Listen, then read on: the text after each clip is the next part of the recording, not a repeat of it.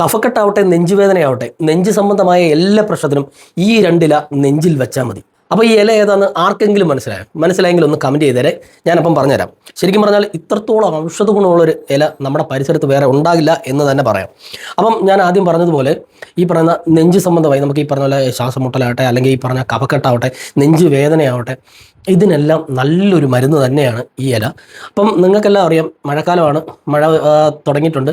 എല്ലാവർക്കും ഈ പറഞ്ഞ ജലദോഷവും കഫക്കെട്ടും പ്രശ്നങ്ങളൊക്കെ ഉണ്ടാകാനുള്ള സമയമാണ്. അപ്പോൾ നിങ്ങൾ ഈ പറഞ്ഞ പോലെ ചാടി പെട്ടെന്ന് തന്നെ ആശുപത്രിയിലൊന്നും പോകാതെ ഒന്ന് രണ്ട് ചെറിയ ചെറിയ കാര്യങ്ങളൊക്കെ ചെയ്ത് വീട്ടിൽ തന്നെ നമുക്ക് റെസ്റ്റ് എടുത്താൽ തന്നെ മാറാവുന്നേ ഉള്ളൂ. നമുക്ക് ഈ വന്ന കാലത്ത് ഒരുപാട് മരുന്നുകളോ ഗുളികളോ ഒക്കെ കഴിക്കുന്നത് ഫ്യൂച്ചറിൽ വലിയ പ്രശ്നമായി മാറാറുണ്ട്. അതുകൊണ്ട് ഈ പറഞ്ഞ ചെറിയ ചെറിയ ടിപ്പുകളൊക്കെ ചെയ്ത് വീട്ടിൽ തന്നെ നമുക്ക് മാറ്റിയെടുക്കാനുള്ളതേ ഉള്ളൂ. അപ്പോൾ ഇന്ന് ഞാൻ ഈ പറഞ്ഞ പോലെ നെഞ്ച് സംബന്ധമായിട്ട് വല്ല കഫക്കെട്ടോ അതുപോലെ നെഞ്ചുവേദന ഇതുപോലുള്ള പ്രശ്നങ്ങൾക്ക് ഇത് എങ്ങനെയാണ് യൂസ് ചെയ്യേണ്ടത് ഞാനൊന്ന് കാണിച്ചു തരാം. പിന്നെ ഇതിൻ്റെ മറ്റ് ഒന്ന് രണ്ട് ഗുണങ്ങളുണ്ട്, അത് ഞാൻ വഴിയെ പറഞ്ഞുതരാം. അപ്പോൾ ഇതിൻ്റെ പേര് എരിക്കലേതാണ്. എരിക്ക് എല്ലായിടത്തും ഉണ്ട്, നമ്മുടെ നാട്ടിൻപുറത്തെല്ലാം ഉണ്ട്.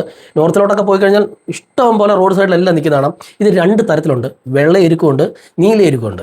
കുറച്ചുകൂടെ എഫക്റ്റ് ആയത് വെള്ള എരിക്കാണ്. നീലയേക്കാളും കുറച്ചും കൂടെ എഫക്റ്റ് വെള്ള എരിക്കിൻ്റെ ഇല എടുക്കുന്നതായിരിക്കും. കാര്യം പൂവിന് വെള്ള നിറമായിരിക്കും, മറ്റേത് നീല നിറമായിരിക്കും.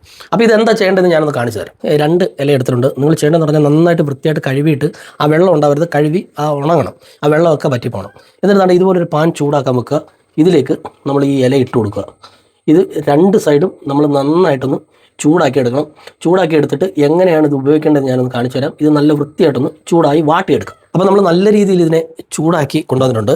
ഇതിനെ ആ ഒരു ചൂടോടെ ഉപയോഗിക്കരുത്, ഒരു ഇളം ചൂട് മതി. ഇപ്പോൾ ഇതിനൊരു ഇളം ചൂട് മാത്രമേ ഉള്ളൂ. അപ്പോൾ നമ്മൾ ചെയ്യേണ്ടത് എന്താണെന്ന് വെച്ചാൽ ഇത് നമുക്ക് നേരെ നെഞ്ചിൻ്റെ ഭാഗത്തായിട്ട് ഇതുപോലെ വെച്ച് കൊടുക്കുക. ഏകദേശം ഒരു അരമണിക്കൂറോളം നമ്മൾ നെഞ്ചിൽ തന്നെ വെച്ച് കിടക്കുക. പറ്റുമെങ്കിൽ തിരിച്ചും മറിച്ചും ഒന്ന് ഇട്ട് കൊടുക്കുക. ആ ഒരു ഇളം ചൂട് മാറുന്നവരെ ഇത് നമ്മൾ നെഞ്ചിൽ വെച്ച് കഴിഞ്ഞാൽ ശരിക്കും പറഞ്ഞാൽ അത്ഭുതം തന്നെ സംഭവിക്കും കേട്ടോ. കഫക്കെട്ടോ അല്ലെങ്കിൽ നെഞ്ച് വേദനയോ അങ്ങനെയൊക്കെയുള്ള നെഞ്ച് സംബന്ധമായ എല്ലാ പ്രശ്നത്തിനും ഇതൊരു അത്യുത്തമമായ മരുന്നാണ്.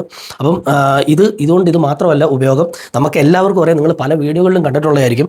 ഈ പറയുന്ന എരിക്കിൻ്റെ ഇല ഉണ്ടെങ്കിൽ മുട്ടുവേദന, ഉപ്പൂറ്റി വേദന എന്നുള്ള പ്രശ്നങ്ങളെല്ലാം മാറിക്കിട്ടും. അതിന് നമ്മളിപ്പോൾ ഈ ചെയ്ത പോലെ തന്നെ ഒന്ന് ചൂടാക്കിയതിന് ശേഷം അതിൻ്റെ പുറത്തേക്ക് ഏതെങ്കിലും ഒരു തൈലമോ എണ്ണയോ പുരട്ടുക. അപ്പം ഇതുപോലെ തന്നെ എടുത്തതിന് ശേഷം ഇപ്പോൾ എന്താണ് ഇത് വാടിയതാണ്, ഇതിൻ്റെ പുറത്തേക്ക് ഒന്നുകിൽ തൈലം അല്ലെങ്കിൽ ഏതെങ്കിലും ഒരു ടൈപ്പ് എണ്ണ, ഏറ്റവും നല്ലത് കൊട്ടൻ ചുക്കാതി തൈലമായിരിക്കും കേട്ടോ.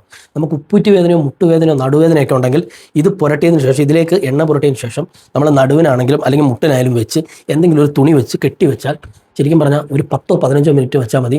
നല്ല റിസൾട്ടാണ്, നിങ്ങൾക്ക് ഈ വേദന മാറിക്കിട്ടും.